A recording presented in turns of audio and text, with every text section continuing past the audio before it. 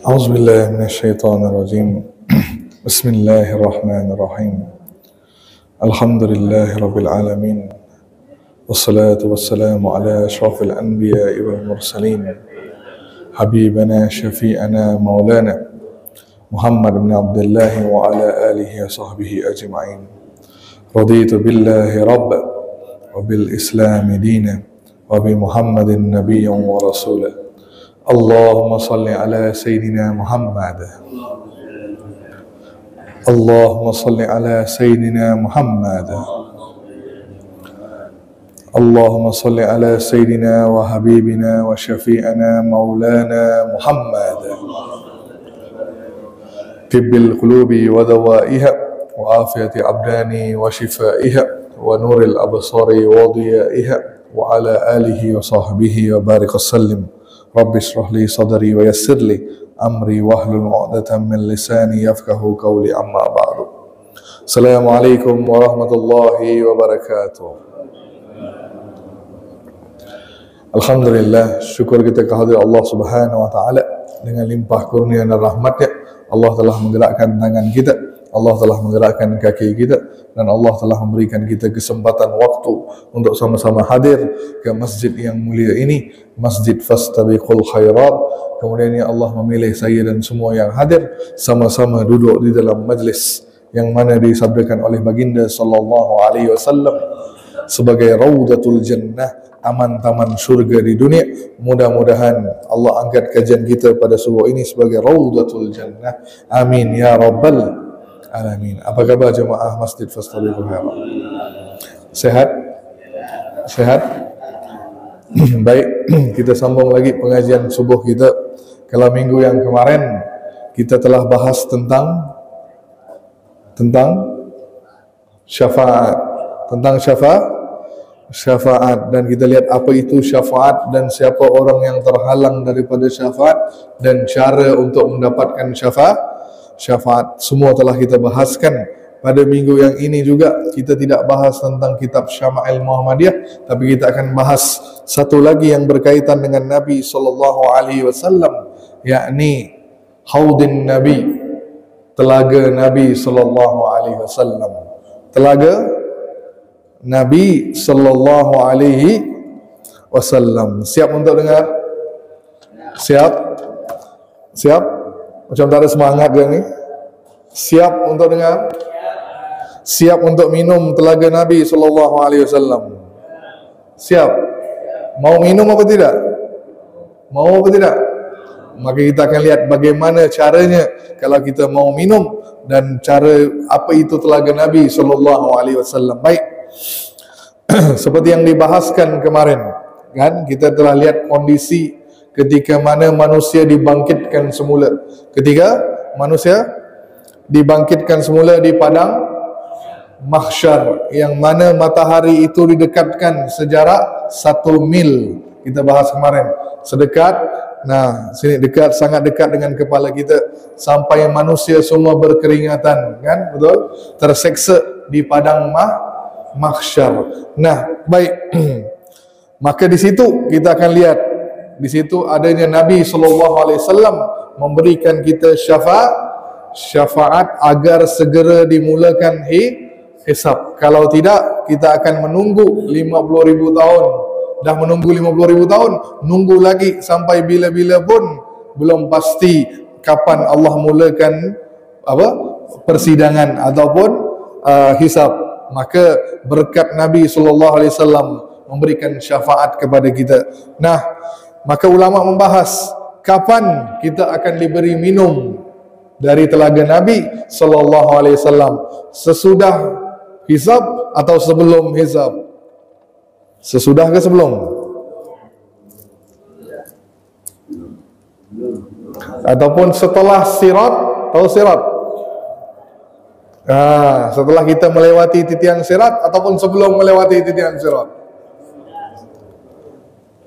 Baik, maka ulama berbeza pendapat tentang bila kita akan melihat telaga Nabi sallallahu alaihi wasallam dan diberi minum. Maka ulama memberi dua pendapat yang utama. Yang pertama, kalau menurut Imam Bukhari, Imam Ibnu Hajar, beliau mengatakan Al-Haud itu adalah setelah sirat, setelah syafaat, setelah hisab, setelah syafaat, setelah sirat. Sebelum masuk ke syurga baru ada telaga Nabi SAW, kita akan diberi minum. Itu pendapat pertama, tapi mayoritas ulama kan lebih cenderung kepada pendapat yang nombor 2, yakni Al-Haud, telaga Nabi SAW akan disiapkan sebelum sirat, yakni sebelum mulai persidangan, sebelum segala-galanya, sebelum syafaat dan sebagainya. Ketika kita kepanasan, tidak ada naungan di padang mahsyar, tidak ada air, maka setiap nabi akan siapkan telaga, dan situ adanya telaga Nabi sallallahu alaihi wasallam. Baik, itu pendapat yang lebih kuat, yakni pendapat nombor 2. Baik, apa dimaksudkan dengan Al-Haud? Apa makna Al-Haud? Telaga dalam bahasa istilah, secara bahasanya tempat berkumpulnya air dengan jumlah yang banyak, ataupun kita sebut telaga lah, tempat menyimpan air. Maka telaga Al-Haud adalah bermaksud yang Allah siapkan suatu telaga di padang mahsyar, yang airnya sumbernya dari mana? Baik, air daripada telaga Nabi SAW itu sumbernya dari sungai Al-Kausar. Sungai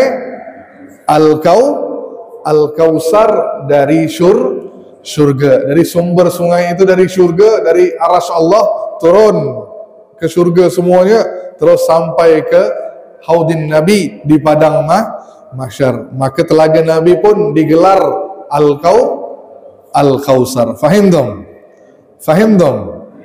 Jelas? Maka ketika mana manusia, disebutkan dalam suatu hadis Nabi SAW, saya bacakan hadisnya dengan baik. Apa kata hadis ini? Ketika mana manusia dibangkitkan semula, ketika dibangkitkan semula, maka semuanya akan berhadapan di padang mahsyar. Padang mahsyar tidak ada alas kaki, tidak berkhitan, dan juga la buhman. Maka sahabat nanya, ya Rasulullah, apa itu la buhman? Apa itu buhman? Buhman maksudnya tidak ada seurat benang pun, maksudnya tidak berpakaian. Maka itu kondisi kita berkumpul di padang mahsyar, laki-laki, perempuan, seperti mana kita baru dilahirkan. Faham dong? Ada yang lahir dah sunat? Ada yang lahir udah pakai jilbab? Ada yang lahir udah pakai serban? Tak ada kan? Seperti itu juga kondisi kita di padang mahsyar, berkumpul dalam keadaan tidak ada alas kaki, tidak berkhitan, dan tidak berpakaian. Maka matahari didekatkan kepada kita, maka kita akan berkeringat dan kehausan.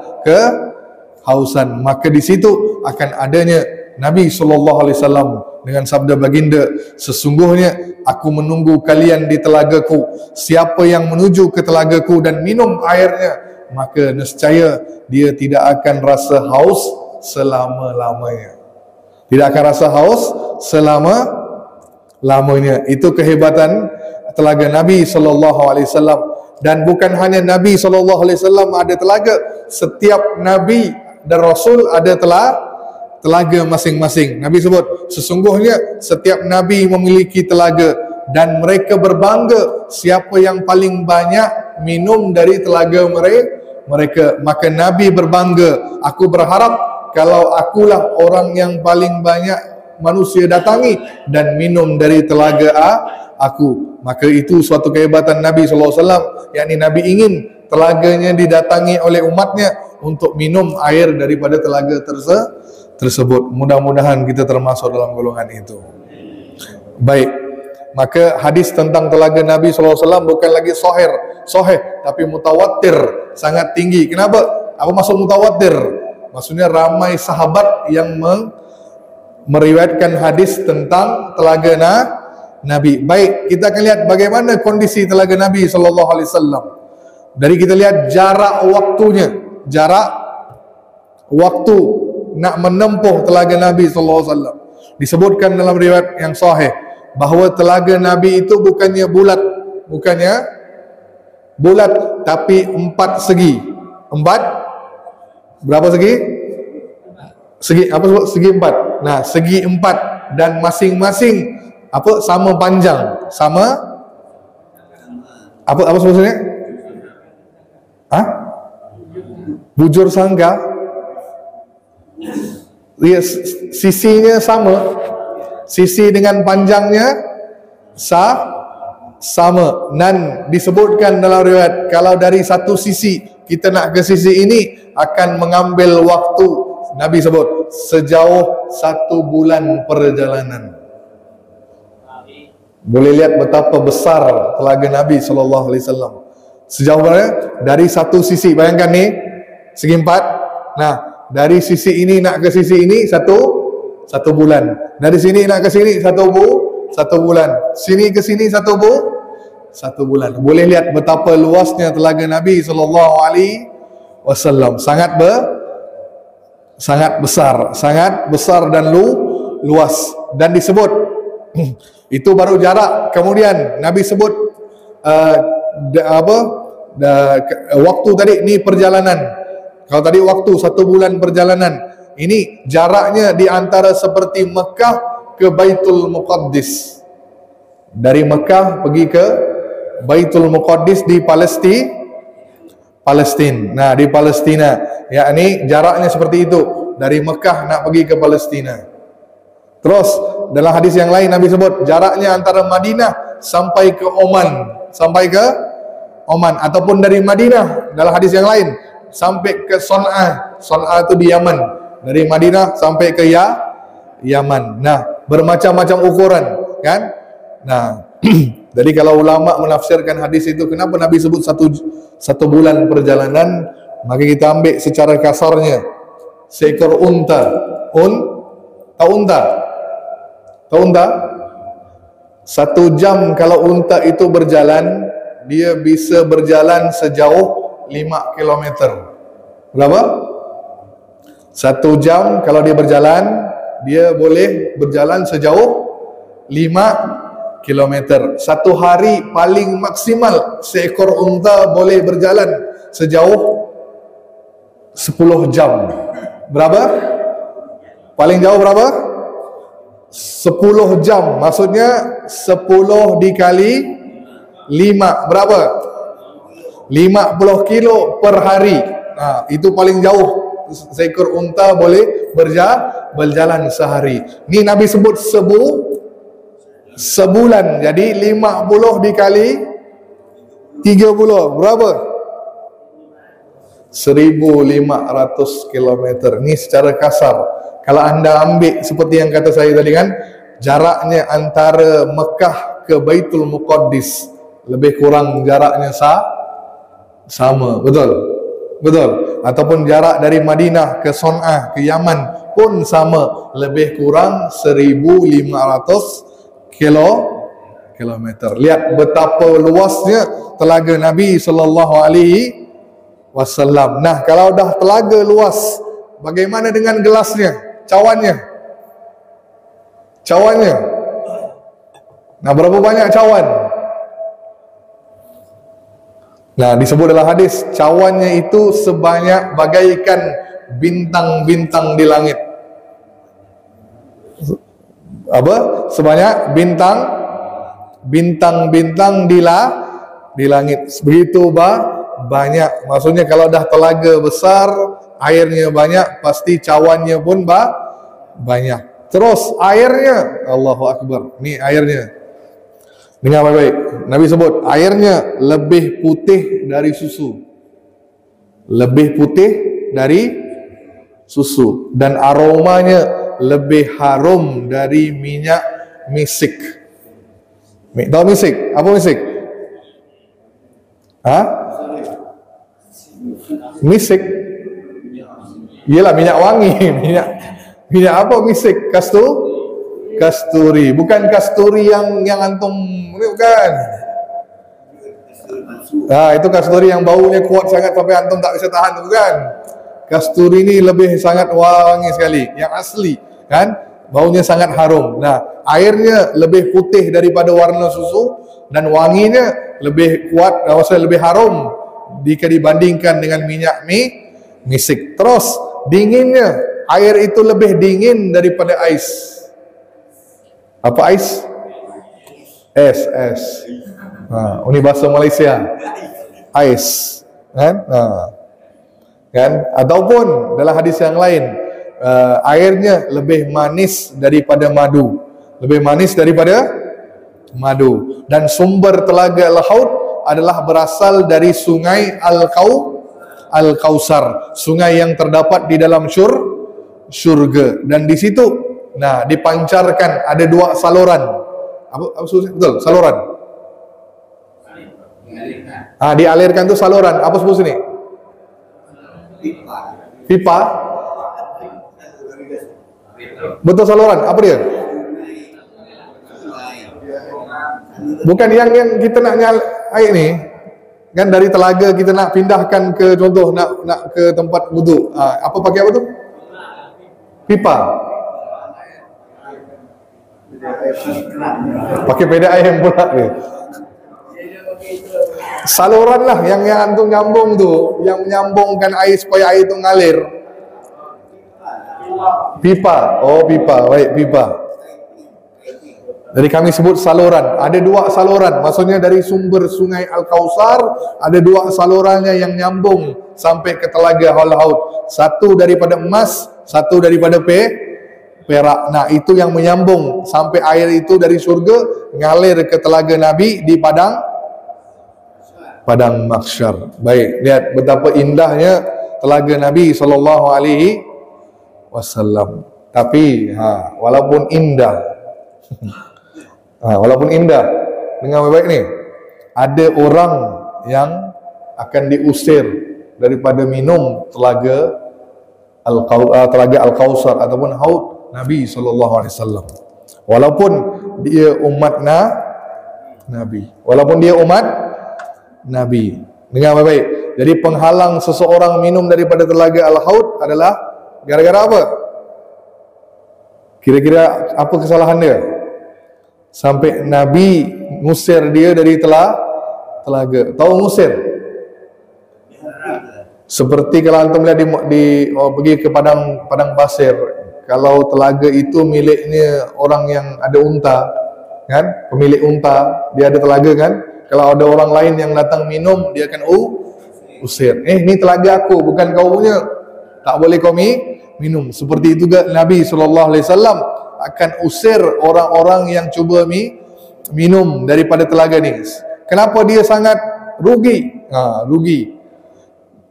Kenapa? Nah, sebelum kita ke sana, orang yang pertama minum siapa? Orang yang pertama minum. Sebelum kita lihat orang yang terhalang, siapa yang pertama kali minum dari telaga Nabi SAW? Siapa? Pak Usop? Pak Usop kita? Masya Allah. Lihat Pak Usop, ada yang doakan antum. Amin kan? Amin kan? Baik, disebut dalam hadis sahih bahawa orang yang pertama kali yang akan mengunjungi telagaku, kata Nabi, adalah seorang fakir dari sahabat Muhajirin yang rambutnya acak-acak, pakaiannya kumal, dan mereka tidak menikahi wanita-wanita yang hidup dalam kemewahan. Dan apabila dia bertamu ke rumah orang, mengetuk pintu rumah, orang itu tidak akan dibukakan pintu. Boleh faham? Betul. Seorang fakir miskin yang kita pun jijik. Kalau orang tu ketuk pintu rumah kita tak sanggup nak buka. Ni orang yang pertama kali akan minum dari telaga Nabi SAW. Faham tak? Jadi maksudnya apa? Yang terdahulu minum adalah orang-orang miskin sebelum orang kaya. Nah, sama juga yang masuk syurga terlebih dahulu adalah orang miskin sebelum orang kaya. Bukan maksudnya kaya tak masuk syurga, tapi lambat masuk syurga. Lambat. seberapa lama lambatnya? 500 tahun kata Nabi SAW. Bukan 2 minit, bukan 3 menit, bukan 1 jam antum nunggu, 500 tahun. 500 tahun baru setelah itu baru antum datang ke dalam surga. Bukan untuk penghinaan, bukan kerana hina ya. Sebab apa? Sahabat Nabi semua kaya. Abdurrahman bin Auf, Abu Bakar As-Siddiq, faham dong? Dan Utsman bin Affan, menantu Nabi SAW. Banyak yang kaya. Yang kaya yang mana yang tak masuk dalam ni? Nah, kaya yang sombong, yang tidak membelanjakan hartanya di jalan Allah. Itu kaya yang tidak akan masuk dalam surga. Faham dong? Kalau dia kaya, hatinya suka bersedekah, suka berinfak, maka itu yang luar biasa. Faham dong? Faham dong? Semua nak jadi kaya apa tidak? Nak kaya ke nak miskin?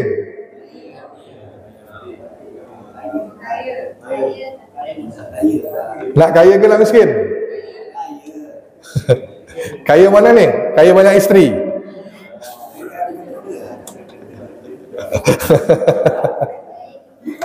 Jadi kita disebutkan tak boleh cemburu, tak boleh dengki, tak boleh iri, kecuali dalam 2 hal.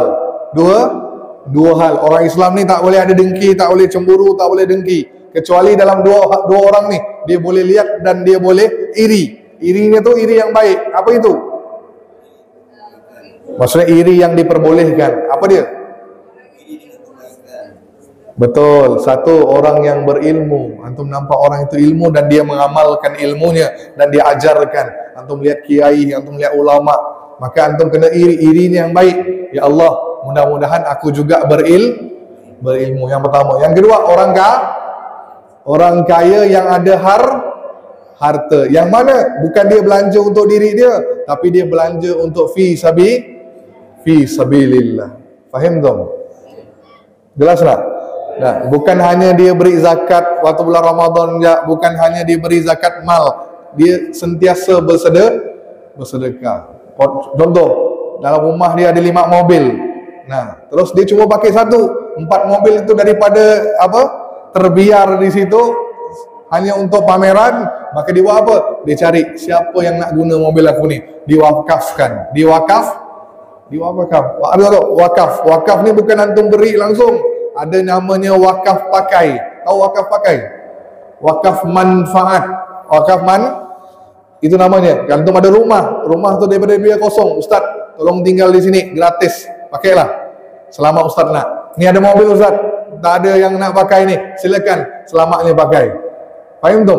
Mobil tetap milik antum, tapi yang pakai orang lain. Tapi pahala ngalir. Faham tu? Ni orang kaya yang antum kena cemburu. Faham tu? Maka yang mendatangi telaga Nabi SAW adalah orang miskin terlebih dahulu, kemudian baru orang-orang lain yang nyusul. Nah, siapa yang terhalang daripada telaga Nabi SAW? Saya bacakan hadisnya, dengar baik-baik. Umatku akan menemui aku di telaga, dan aku menghalau mereka sebagaimana seorang menghalau unta orang lain daripada untanya. Maka mereka bertanya, ya Rasulullah, wahai Nabi Allah, apakah engkau mengenal kami? Nah, para sahabat nanya, ya Rasulullah, ketika kami datang ke telaga, kau kenalkah itu adalah umat Nabi? Nabi kata, ya, kalian mempunyai tanda yang tak ada umat lain ada tanda itu. Apa tandanya? Pula tanda sujud. Tanda anda sering ambil wudu. Nah, bahagian anggota yang sering anda ambil wudu itu akan terpancar cahaya. Tangan, muka, kaki yang kita sering ambil wudu ni, orang yang sentiasa jaga wudu ni, maka Nabi akan kenal ni umat Nabi SAW. Faham dong? Maksudnya Nabi akan kenal, oh ni umatku, sebab nampak dari bekas air wudu yang diambil di dunia. Kemudian akan datang satu kelompok yang mana nak minum air itu, tapi Jibril datang, malaikat datang, usir orang tu. Siapa? malaikat datang mengusir dari telaga Nabi sallallahu alaihi wasallam. Maka Nabi nanya, "Ya Jibril, wahai malaikat, ini adalah umatku. Kenapa diusir? Biarkan mereka minum." Maka malaikat nanya, "Ya Muhammad, ya Rasulullah, kau tahu ke apakah yang mereka buat setelah engkau wafat? Setelah engkau meninggal, mereka buat sesuatu yang kau dengar pun pasti kau akan benci." Apa dia?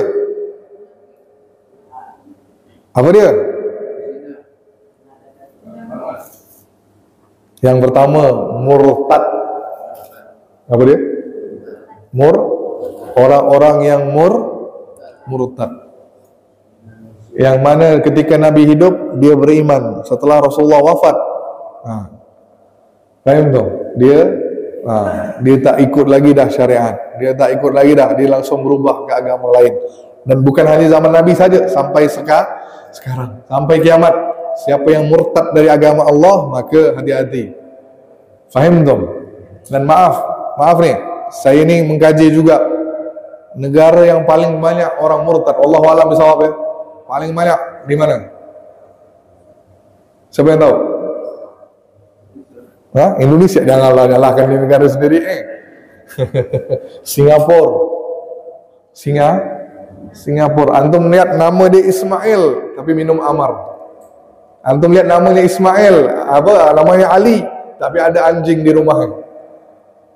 Faham tu? Murtad yang paling banyak di Singapura. Dan paling kita takut juga di sini, Kalimantan Barat, tak usah jauh lah. Rame yang murtad. Maksudnya apa? Masuk di agama Islam, antum tak didik mereka, tak jaga mereka, tak ngurus mereka, maka mereka keluar kembali ke agama asal. Agama asal, faham dong? Awalnya Nasrani kan, masuk Islam, tapi tidak dididik, tidak ada tempat mereka faham lah ni, mu'allaf kan, betul? Nah, jadi mu'allaf, ramai yang jadi mu'allaf, tapi hanya bertahan setahun, 6 bulan, balik lagi ke agama asal, kerana tidak ada yang membimbing. Itu dia, itu masalahnya, faham dong? Dan niat mereka masuk pun mungkin gara-gara cinta, nak nikah, betul pak? Ni ramai. Paling saya kaget bila saya lihat datanya, ramai yang murtad di Kalimantan Barat saja. Faham dong?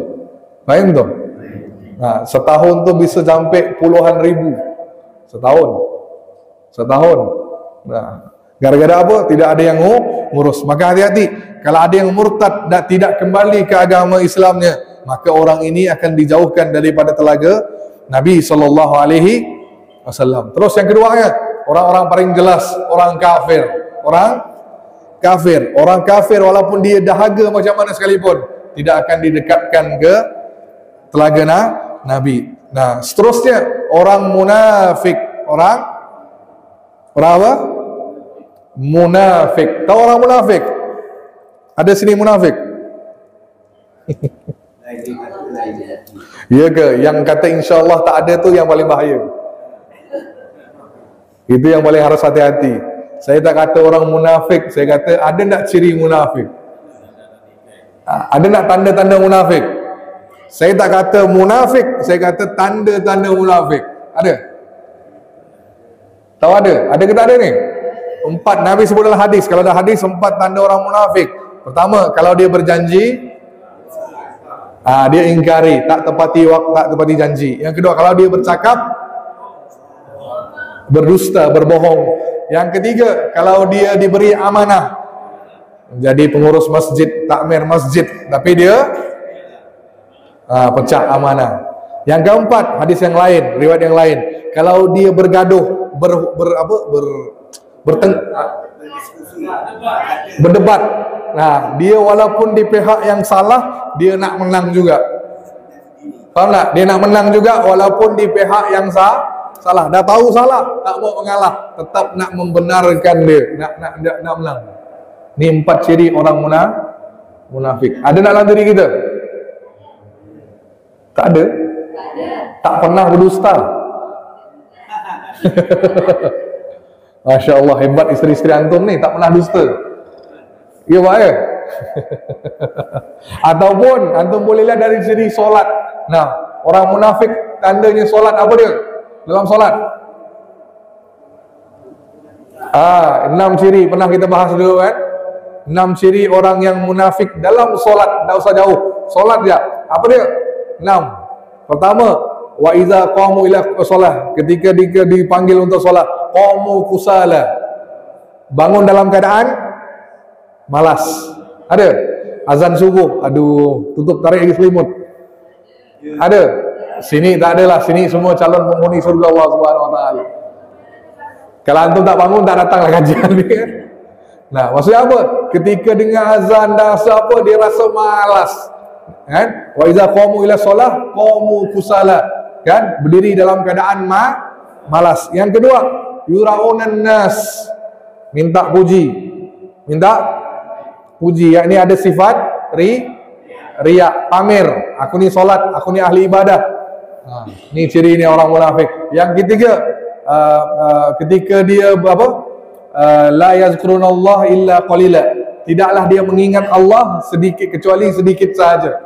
Apa dia? Tidak khusyuk. Tidak khusyuk dalam solatnya. Faham tu? Allahu Akbar. Helm aku mana ya? Kunci motor di mana ya? Kan? Lepas ni aku nak masak apa ni? Nah, walhal tengah solat ni, boleh fikirannya macam-macam.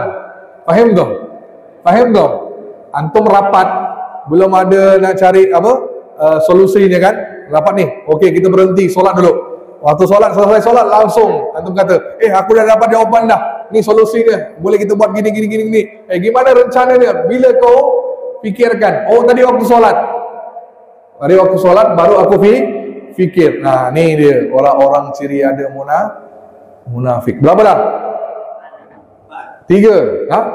4. Pertama malas, yang kedua pamer, yang ketiga tidak khusyuk, yang keempat tergesa-gesa. Apa tergesa-gesa? Terburu-buru, terlalu cepat gerakan solatnya, terlalu cepat gerakan solatnya. 2 minit selesai 4 rakaat. Ada? Baca yang surah yang paling pendek, apa dia? Panas panjang surah apa? Inna a'tainaka al-kautsar, panjang. Ada yang lebih parah, Nun. Ada yang alif lam mim dah. Ada yang Yasin dah. Betul kan ayat Quran? Betul. Antum tak bisa nyalahkan, betul juga kata dia. Tapi ini orang-orang yang malas. Yang keempat dah. Yang kelima, apa dia? Dah lupa kan? Apa yang kelima? Apa yang kelima? Tidaklah mereka datang solat berjemaah di masjid. Faham tak? Tidaklah mereka berjemaah di masjid. Jadi ciri-ciri orang munafik, dia itu suka solatnya, tidak suka datang ke masjid. Datangnya bila? Solat tarawih. Solat tarawih ataupun solat Jumat ataupun solat Id. Nah, baru datang ke masjid. Waktu lain malas nak datang. Ni tanda-tanda munafik dalam solat. Faham dong? Faham dong? Maka orang-orang munafik tidak akan dapat minum dari telaga Nabi sallallahu alaihi wasallam. Seterusnya ahli bid'ah, Nah, bid'ah ni jangan bid'ah yang kecil, saya sering sampaikan. Jangan hal-hal yang amalan, bid'ah yang besar, bid'ah akidah. Tahu bid'ah akidah? Bab akidah, bukan bab amalan, bab akidah. Nah, tauhid kita, keyakinan kita. Faham tak? Bila mana antum mengkultuskan contoh ahlul bait berlebih-lebihan, siapa mereka? Golongan yang disebut sebagai golongan sampai mengkultuskan ahlul bait, keluarga Nabi, Syiah, Sayyidina Ali, betul? Sampai dia kata Sayyidina Ali ini maksum. Sampai dia kata Quran yang kita baca ni Quran yang tak lengkap. Faham tak? Quran kita ni adalah Quran yang dah dibuat-buat oleh sahabat. Utsman buat. Sebenarnya bukan Quran Nabi. Quran versi Nabi lain. Dalam tu ada surah Ali. Ni dia. Dah sangat rosak akidahnya. Ni yang dimaksudkan dengan ahli bid'ah. Fahim dong? Fahim dong? Fahim dong? Tapi jangan nyalahkan semua Syiah. Ada Syiah yang baik. Tahu? Ada Syiah yang tak semua Syiah yang salah. Ada Syiah yang baik. Maksudnya apa? Syiah yang sama dengan ahli sunnah wal jamaah. Contoh yang paling asal lah, dia tak mencerca ataupun mencaci maki para sahabat. Kalau dia caci maki para sahabat, itu dah memang out, bukan dalam golongan kita. Faham tak? Faham tak? Nah, ada Syiah yang baik, ada Syiah yang baik. Jalan lanjut. Apalagi orang-orang yang tidak akan bisa minum dari telaga Nabi SAW. Ni maaf nih, kalau saya sebut penguasa yang zalim.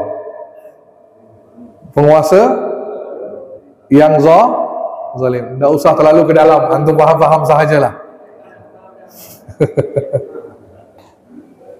Penguasa yang zalim antum tahulah. Maksudnya dia tidak menggantikan hukum Allah dengan dia masukkan hukum manusia. Contoh, kan? Dia banyaklah zalim-zalim ni. Baik, selanjutnya orang-orang yang akan dijauhkan daripada telaga Nabi SAW adalah yang berbuat dosa-dosa besar. Paling buat dosa besar. Kalau antum buat dosa besar, Nabi pun tak mau pandang. Yang mana antum nak? Antum pergi ke telaga itu minum langsung ke, ataupun ambil dari cawan Nabi ke, ataupun Nabi langsung yang beri? Yang mana antum nak?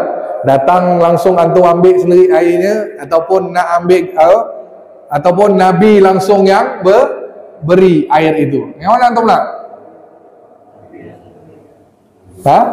Nabi langsung menyuapkan antum. Yang mana antum nak? Pastilah kita mau Nabi berikan langsung. Itu nikmat yang paling besar. Nak dapat nikmat itu, maka tidak semudah yang disangka. Fahim dong? Fahim dong? Baik, bagaimana caranya? Saya selesaikan, baru pertanyaannya. Saya selesaikan. Bagaimana caranya agar seseorang itu mudah minum di telaga Nabi SAW? Pertama, jaga solat. Bila jaga solat, otomatis dia akan jaga wudu. Fahim dong? Jadi Nabi kenal kita dengan bekas wudu. Maka orang yang sering jaga solat, bukan hanya solat wajib, solat sunnah pun jaga. Fahim dong? Udah mulai solat awabin? Udah awabin? Udah 6 rakaat maghrib? Udah ba'da maghrib? Udah? Alhamdulillah. Kan? Maksudnya antum terus beramal. Fahim dong? Terus dah masjid pun nama fastabiqul khairat. Betul? Betul? Fastabiqul khairat. Apa maksudnya? Lomba-lomba dalam kebaikan. Maka jangan pernah berhenti berbuat baik. Yang keduanya, dengar baik-baik ni, dengar. Tadi saya kata orang yang tak minum penguasa zalim. Nah, yang kedua, cara antum nak minum agar mudah. Dengar ni. Sabar terhadap sikap pemerintah yang zalim. Sabar terhadap sikap pemerintah yang zalim, yang mengambil harta untuk mereka sendiri. Faham tak ni? Yang ambil harta antum semuanya untuk kepentingan mereka. Antum bersabar. Faham tak? Ini bukan kata saya, Nabi sebut. Sepeninggal aku nanti, kalian akan melihat banyak perkara-perkara yang berat. Banyak perkara-perkara yang berat. Maka bersabarlah hingga kalian berjumpa Allah dan Rasulnya di telaga Al-Haud. Telaga Al-Haud. Fahim dong? Fahim dong? Diam maksudnya bukannya antum mengiyakan. Fahim dong? Ni zamannya antum kena banyak sabar. Banyak sabar. Kita belum bahas tentang akhir zaman, kan? Belum bahas tentang akhir zaman. Di akhir zaman ni bukannya antum banyak bicara, banyak diam. Banyak diam. Fahim dong? Kalau antum banyak bercakap, maka banyak salahnya. Fahim dong? Fahim dong? Jelaslah ni. Di grup WA, kalau ada orang yang cuba provokasi ke apa, diam, jangan dilayan. Makin layan makin betul. Betul lah ni. Maka zaman ni zaman diam, banyakkan diam. Nabi sebut berkata yang baik atau diam. Maka diam bukan hanya, kenapa disebut emas? Emas mahal. Sebab diam itu boleh masukkan antum dalam syurga. Oh, nanti di akhirat orang yang dilempar ke neraka jahanam, paham tak? Lempar kan? Nah, dilempar ke neraka jahanam, yang pertama yang akan bakar adalah anggota mana? Wajah. Kenapa wajah dahulu dibakar? Tahu tak kenapa? Sebab di situ ada mulut. Maka orang yang dilempar ke neraka jahanam, bukan kakinya dulu dibakar, tapi kepalanya dulu. Maksudnya apa? Terbalik nih, dia akan jatuh ke dalam neraka jahanam. Kenapa? Mulut ni banyak dosa. Betul. Sekarang zaman ni mulut pindah ke, betul lah. Pak Hidayat, betul Pak Hidayat? Dah pindah ke sini, betul? Sebab apa sini? Kan? Apa? Klik, share, like, share, subscribe. Betul ya dia. Maka saya sering sampaikan, al-yawma nahtimu ala afwaihim wa tukallimuna wa tashhadu bima kanu. Pada hari itu kami tutup mulut-mulut mereka. Dia akan berbicara, jari ini jadi saksi. Ya Allah, mulut dikunci kan? Ya Allah, jari ini dia pakai untuk caci maki orang, gibah, sebar aib. Paham tak? Jari ini akan berbicara. Wa tashhadu arjuluhum, kaki ini akan jadi saksi atas apa yang dikatakan oleh jari. Paham tak? Jelas tak ni? Zaman ni antum boleh berbicara, silakan. Tapi di akhirat mulut ni kunci. Yang akan berbicara anggota tubuh kita. Maka siapkan diri antum. Okey, itu nomor berapa dah? Berapa dah? 2 dah. Yang ketiga, jangan berbuat bid'ah. Ingat ni. Maka jangan pernah berbuat bid'ah. Maksudnya jangan mengada-ngadakan perkara baru dalam agama. Jelas. Ni tak usah dibahaskan, antum tahulah. Kan? Ni asyik-asyik bid'ah kan? Maka yang paling penting, perbanyakkan berdoa agar bisa minum dari telaga Nabi SAW. Tahu doanya? Jadi guru saya ngajar, ni doanya antum boleh amalkan. Kan? Ni pun dalam kitab Imam Malik, beliau bercerita, penduduk Madinah ni suka baca doa ini. Imam Malik, kan? Imam Malik mazhab Maliki, kan? Imam Malik, beliau ni sampaikan bahawa penduduk Madinah suka baca satu doa ini untuk diamalkan. Baik, apa doanya? Allahumma askina min haudin nabika syarbatan la nazma'u ba'daha abadan.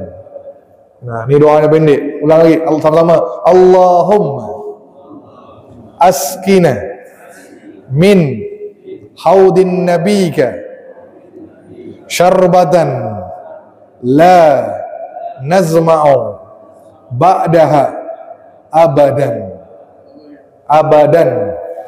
Okey, apa maksudnya? Artinya apa artinya? Ya Allah. Apa artinya? Allah, ya Allah, terus apa lagi? Abadan tu apa? Abadi. Betul lah Pak, betul. Abadi. Abadinya apa abadinya?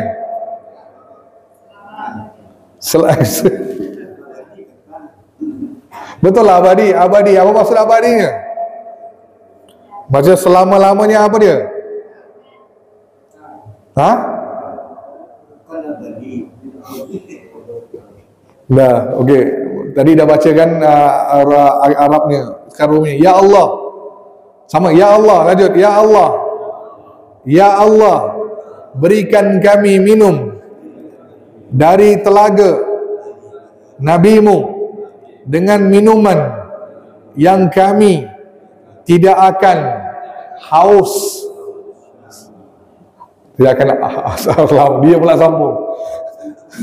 Tidak akan haus setelah itu selama-lamanya. Faham tak? Jadi ya Allah, sentiasa orang yang paling banyak doa. Ya Allah, berikan kami minum dari telaga Nabi-Mu, kan? Dengan minuman itu kami tidak akan merasa haus setelahnya selama-lamanya. Itu arti hadis ya, doa yang saya bacakan tadi. Faham tak? Mudah-mudahan Allah berikan kita minum dari telaga Nabi sallallahu alaihi wasallam. Baik, silakan yang mau nanya. Ya, silakan Pak Hidayat. Surah Al-Kautsar.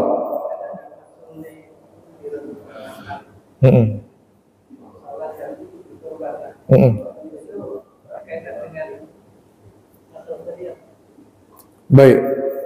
Salah satu doa yang antum surah yang antum berkaitan dengan haud Nabi adalah surah Al-Kautsar. Kalau antum lihat maknanya itu menyampaikan kepada kita kan, solatlah dan berkorban. Arti yang awalnya itu berkorban, antum kurbannya ketika Idul Adha, ataupun dalam arti kata lain berkorban ini dalam hidup. Antum tinggalkan kesenangan duniawi, persiapkan diri untuk akhirat. Itu secara umum, ya. Betul, imbalannya Al-Kautsar. Jadi akan dapat minum dari telaga Nabi SAW. Nanti di surga pun antum akan lihat sungai Al-Kautsar. Maka salah satu ulama mengatakan Anda boleh mengamalkan banyak bacaan surah Al-Kautsar. Dengan itu pun akan dapat manfaatnya. Yang mana?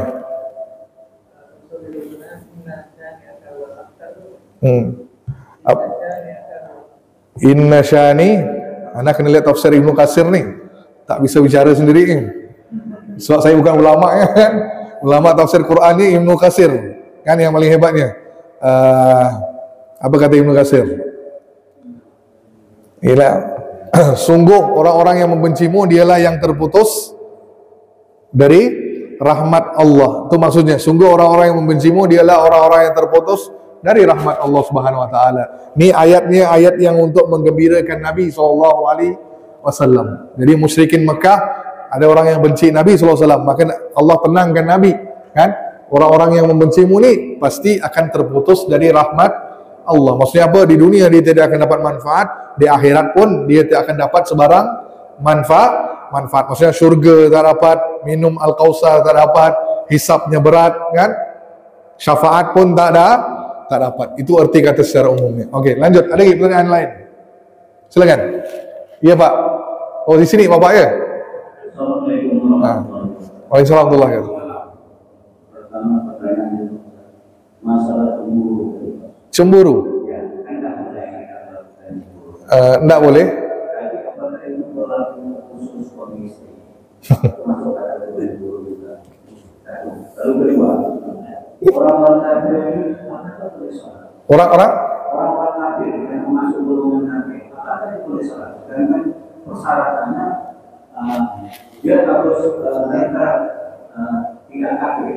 Lalu bagaimana pelaksanaan teknisnya supaya dia bisa bersalat? Kalau misalnya masalah atau dia tidak mengulangi perbuatan kafir. Assalamualaikum warahmatullahi wabarakatuh. baik. Boleh tak suami istri cemburu? Jadi tak usah jauh lah. Kita lihat kehidupan Nabi SAW. Nabi sendiri ada isteri-istrinya yang cemburu. Aisyah, Hafsah, kan? Kita dah bahas dulu Pak. Jadi sampai Nabi kan, dalam satu riwayat turunnya surah Tahrim. Kalau antum lihat ayat pertama, Nabi sampai gini, kerana saking cemburunya kan Aisyah dengan Hafsah nih. Suatu hari Nabi pergi ke rumah isteri yang lain, disebutnya Zainab, isteri rumah Zainab bin Jahsi. Di situ Zainab beri minum madu. Nah, diketahuan Nabi SAW, Aisyah dengan Hafsah ni tahu, oh Nabi pergi ke rumah isteri yang lain dan istrinya beri minum madu. Balik nanti, yuk kita nanya Nabi SAW. Langsung si isteri-isteri ini nanya, Hafsah, Aisyah nanya, ya Rasulullah, kenapa kau pergi minum madu situ? Kami ni tak suka. Maka langsung Nabi kata apa? Mulai saat ini aku bersumpah, aku tak akan minum madu lagi.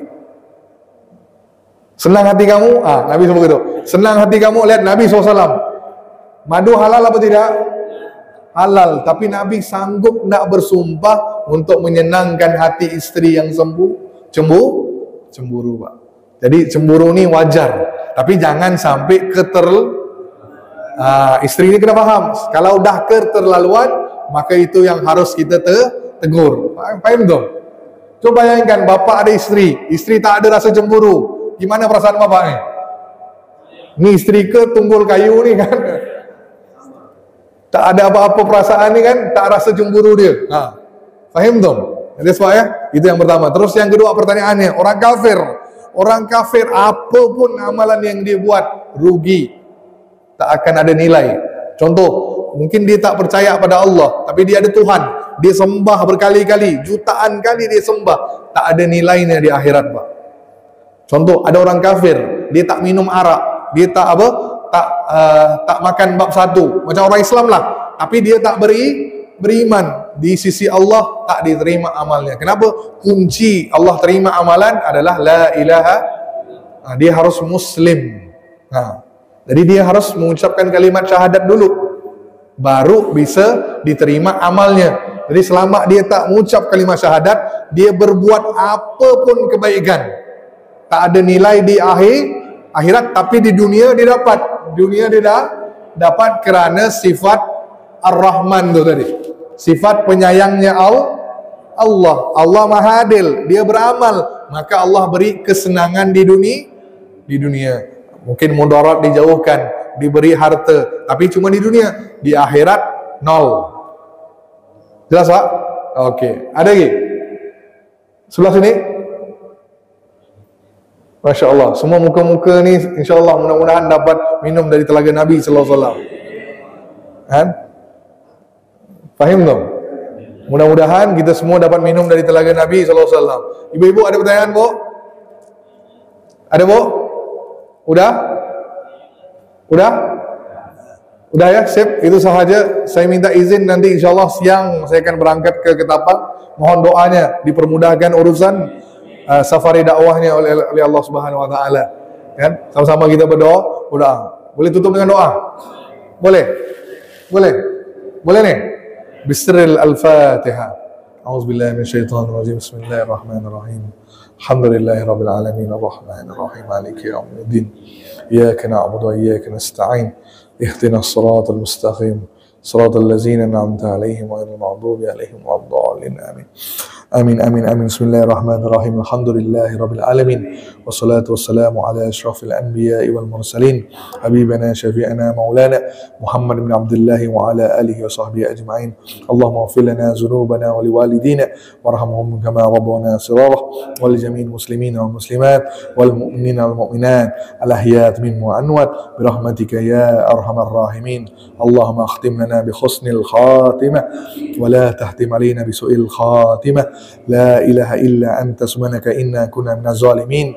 بسم الله الذي لا يضر مع اسمه شيء في الأرض ولا في السماء والسميع العليم. أعوذ كلمات الله تامة من شر ما خلق. أعوذ كلمات الله تامة من كل شيطان عامة ومن كل عين لامة. اللهم إنا أسألك علما نافعا ورزقا حلالا طيبا وعملا متقبلا. اللهم إنا أعوذ بك من عذاب جهنم ومن عذاب قبر ومن فتنة المحيا والممات ومن شر فتنة المسيح الدجال. اللهم أسقنا من حوض نبيك شربة لا نزمع بعدها أبدا. ربنا ظلمنا أنفسنا وإن لم تغفر لنا وترحمنا لنكن من الخاسرين. ربنا لا تزغ قلوبنا بعد إذ هديتنا وهب لنا من لدنك رحمة إنك أنت الوهاب. ربنا تقبل منا إنك أنت السميع العليم وتب علينا إنك أنت التواب الرحيم. ربنا آتنا في الدنيا حسنة وفي الآخرة حسنة وقنا عذابنا يا رحمن وقنا عذابنا يا حي يا قيوم. وصلى الله على محمد وعلى آله وصحبه وسلم. سبحان ربك العزة عما يصفون وسلام على المرسلين الحمد لله رب العالمين. اللهم صل على سيدنا محمد. Wabillahi taufiq wal hidayah. Assalamualaikum warahmatullahi wabarakatuh. Tutup dengan tasbih kafarah subhanallah wa bihamdika asyhadu an la ilaha illa anta astaghfiruka wa atubu ilaik.